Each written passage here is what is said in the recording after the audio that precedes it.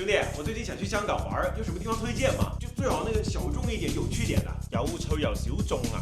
咁啊，尖沙咀要星光大道啊！这哪里小众了呀？不是这星光大道，不就是看个海景，这打个卡拍个照？你去攞明星簽名啊！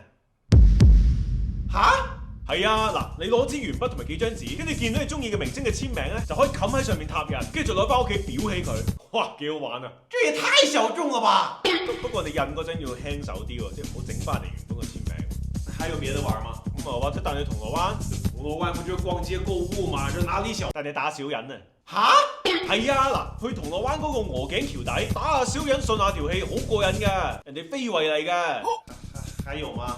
唔貪心嘅你，咁帶你去 Clockenflap 啦。那不就是那個音樂節嘛？去聽歌啊？去食譚仔，音樂節有譚仔吃？唔單止有嘢食啊，仲好好玩添啊！跟我嚟啊！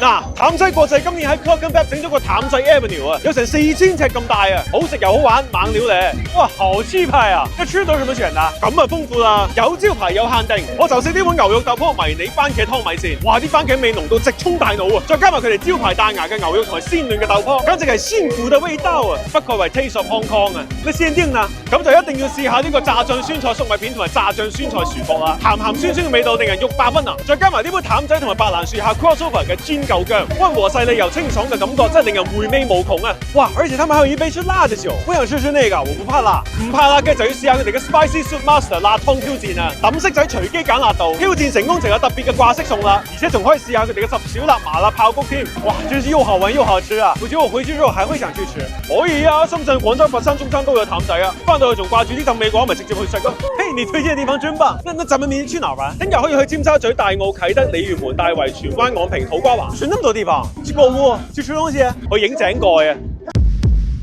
香港好多地方都有極具地方特色嘅井蓋嘅，好得意嘅，去集郵啊！嚇？